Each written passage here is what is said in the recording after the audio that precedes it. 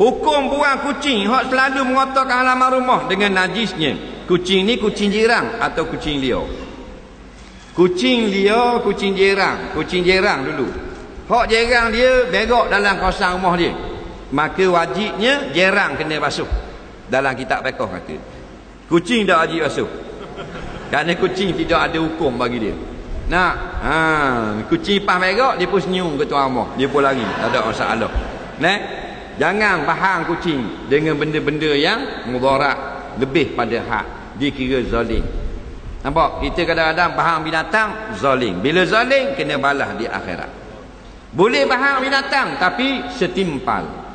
Nah, kalau ayam berak atas rumah kita, atas seming, kita ambil nyapu lidi, kita pun piak tak? Maka patah tak kaki ayam? Tak, dia berasa sakit sikit, dia pun lari. Nah, ni bahan kayu dua-dua. Balik, piak atas peha ayam. Patah peha. 2 minggu duduk dalam rok. Nengung ayam. Main peripik. Tak? Pasal dia nak pergi klinik tak boleh, nak pergi tok moding tak boleh. Zalim, lebih pada hak. Keting ayam besar ni, kayu besar lengang. Kalau orang katok kita, kayu sama besar dengan betih, patah tak kaki kita. Dan kalau nak guna dengan ayam ni sebah tadi, 4 kali ganda keting dengan tiang surah bahan kaki kita. Nak zalim tak? Zalim. Jangan awak kena datang gitu. Biar dia pedih sudah kan. Nak. Kucing ambil ikan seekor katok patah pinggang kucing. Baling dengan batu bepang tau. Ayang, patah pinggang kucing. Mepeh jalan. Ikan seekor je, ikan selayang. Ikan selayang takkan dapat 8.3 juta seekor. Tak. RM1 2 ekor. Sedekah. Nabi kata siapa yang tanam pokok, mari burung, mari kelawar, curi buah dia, sedekah. Boleh. Tulis dalam buku amalan. Betul tak? Maka gitu juga kalau kita beli ikan. Kita beli ikan, dia biasa ke puang.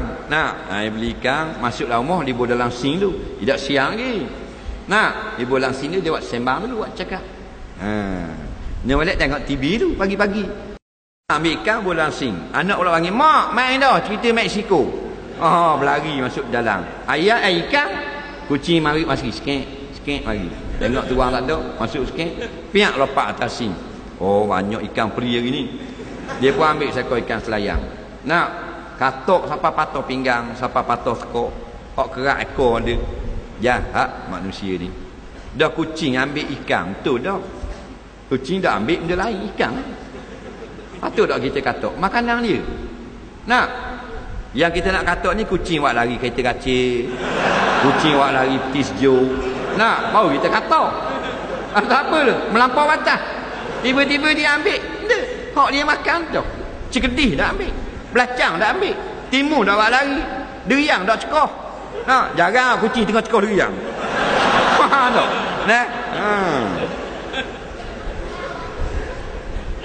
Jadi biar awak lari sekor, sedekah. Alhamdulillah, boleh pahala aku. Baru je gedik orang panggil. Ni kejar juga sampai ke roping tu. Ikan sekian.